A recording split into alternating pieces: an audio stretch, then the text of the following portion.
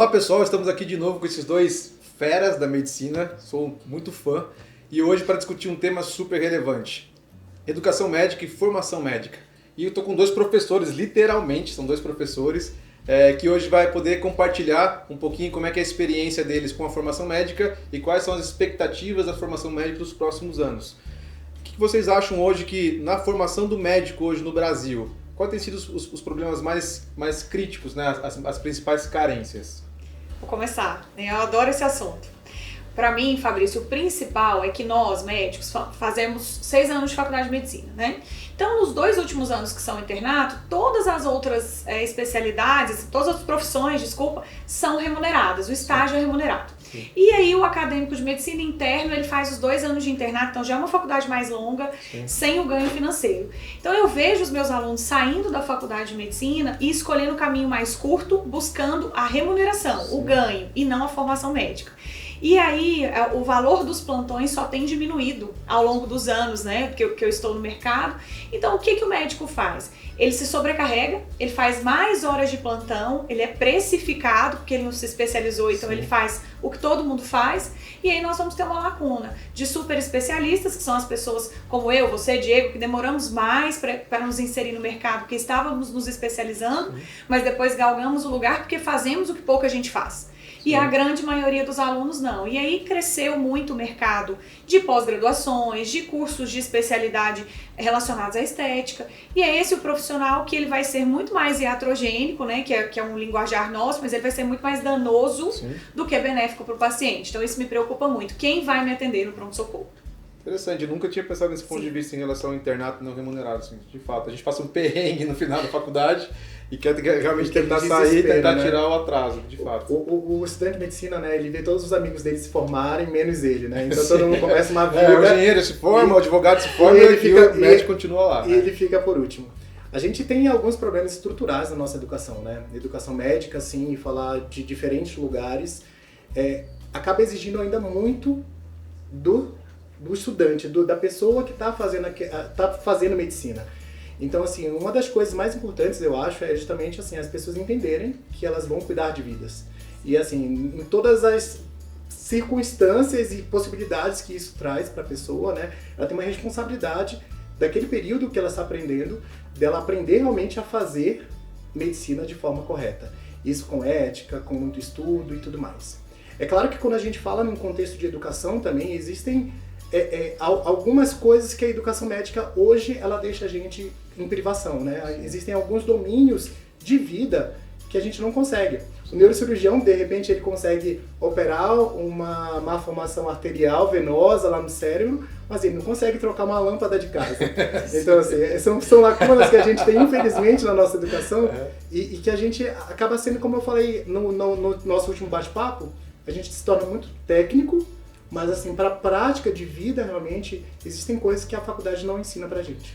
E acho que aproveitando esse gancho do que a faculdade não ensina, né? Então, realmente, a gente tem muito conhecimento, mas é um conhecimento extremamente polarizado e o restante de conhecimento de mundo a gente acaba se fechando um pouquinho. E em muitos momentos a gente tem algumas soft skills, né? Que são aquelas habilidades que não são tão técnicas, né? São habilidades realmente de manuseio, de estratégia. E isso o médico é muito pouco discutido sobre isso. Por exemplo, liderança. Constantemente no ambiente da sala de emergência, no centro cirúrgico, numa enfermaria, o médico ele tem que ter a posição de líder. Mas líder não é algo que simplesmente nasce com dom, sou um bom líder e pronto, acabou. Não, é algo que tem que ser capacitado, formado, treinado, e a gente não tem essa formação, né?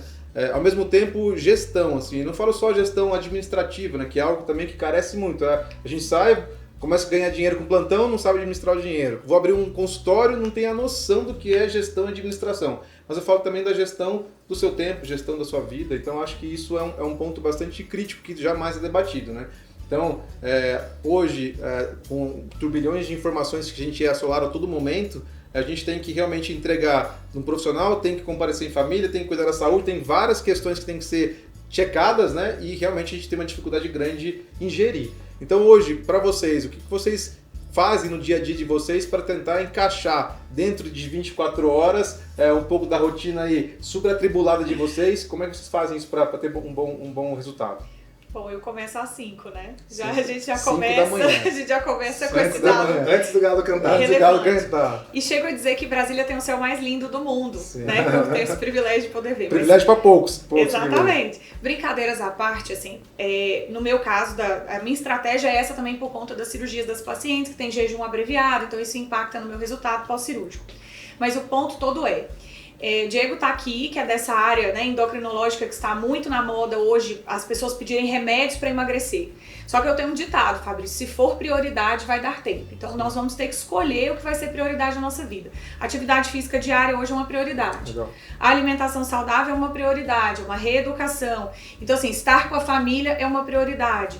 Então o que acontece? Você começa mais cedo para terminar mais cedo para conseguir estar em casa. Sim. Então esse é um ponto. E é um ponto que te gera sanidade mental. Sim. E aí tem um outro ditado que eu gosto muito de falar: o meu espaço começa onde termina o seu. Então nós vamos ser sangrados o tempo todo. O paciente, ele acha que o médico não vai ao banheiro, não faz xixi, não faz cocô, ele não tem família, ele tem que... Sim. O WhatsApp nos escravizou. Eu acho que isso é até um papo para outro podcast. Sim. Outro momento. Vale muito a pena discutir, né? Então assim, você tem que colocar limites. A partir do momento que você coloca limites e se prioriza, vai dar certo. Sim. E só para não me delongar falando de gestão, eu não fui formada em nada de gestão na faculdade. Eu tive que aprender os códigos cirúrgicos sozinha, recebendo uma aula. Eu tive que passar por 7, 8 secretários até achar alguém com o meu perfil. Sim. Então eu acho que essa é uma grande lacuna que nós também precisamos partilhar com os nossos colegas. Sem dúvida, compartilhar. E falando de prioridade, assim, eu acho que isso que você falou é muito importante, Jô. E a gente se coloca, às vezes, assim, como última prioridade das nossas vidas. E isso faz com que a gente assuma caminhos que são danosos para a nossa saúde, inclusive. É importante que a gente tenha um tempo para tudo. E a gente sabe que a gente precisa passar por alguns momentos onde a gente não consegue, talvez, nos priorizar. Residência médica, o próprio trabalho. Mas a gente precisa buscar esse equilíbrio relacionado ao que a gente faz e o que a gente precisa fazer, na verdade, como médicos, né? Eu acho que compreender enquanto fase é fundamental. Acho que o Diego colocou é muito importante, porque a gente também tem que lembrar daquele colega que realmente está na residência ainda, que tem ainda, de repente, que pagar um FIES, está endividado em algum momento, está com a bolsa de residência suada para tentando se manter, precisa fazer plantões fora. Então, nesse momento, que é um momento um pouco mais sofrido, né, um pouco mais suado, talvez ele vai ter que abrir mão de algumas questões, vai ter que dar plantão noturno, então nem sempre vai conseguir dormir em casa, mas colocar prazo para isso, acho que isso é importante. Sim, assim. Então, pedágio. é o pedágio, mas o pedágio ele tem que ter prazo. Então, ó, eu quero fazer isso até quando? E coloca uma meta clara para você chegar naquele momento e virar a chave de fato. Claro que para você virar essa chave tem que ser construído algo, né? Então, não é da noite pro dia que eu vou sair, vou estar andando num carro importado, vou estar só usando roupas de marca e viajando para todo o país e dormindo em casa todos os dias e viajando no final de semana. Não é assim. Tem que ser construído. Então... E é o que geralmente o médico faz, né? Exato. É que a gente falou, assim, ele forma... Esse é o kit e no primeiro, É o kit médico, a caneta Montblanc, a caneta Montblanc, a bolsa Louis Vuitton e o carro importado. Então acho que isso aí realmente é muito comum. E eu tenho exemplos, assim, de colegas que eram brilhantes na faculdade e que, assim, que incluíram o kit médico como prioridade na vida deles. E eles tinham sonho de fazer, de repente, uma especialidade, que era uma especialidade que cobrava um pouquinho mais e ele não conseguia mais sair para fazer a especialidade que ele queria. Por quê? Porque ele tinha tanta dívida relacionada às escolhas que ele fez no início da carreira. É por isso que gestão de tudo, da parte econômica, a parte financeira, gestão de vida, é tão importante como, assim, um soft skill mesmo para a gente viver e viver bem como médico, né? Eu acho que esse assunto daria horas e horas de bate-papo. Para a gente encerrar, eu gostaria de responder uma pergunta que a gente recebeu, que na verdade eu vou traduzir a pergunta. A pergunta é: como faço para ser um médico de sucesso? E é difícil isso, né? Porque como que eu vou responder isso? Não tem um caminho, uma receita de bolo. Então eu resolvi adaptar a pergunta e mudar, e queria pedir a opinião de vocês, para você, Diego, e para você, Jordana, o que é hoje ter uma carreira de sucesso?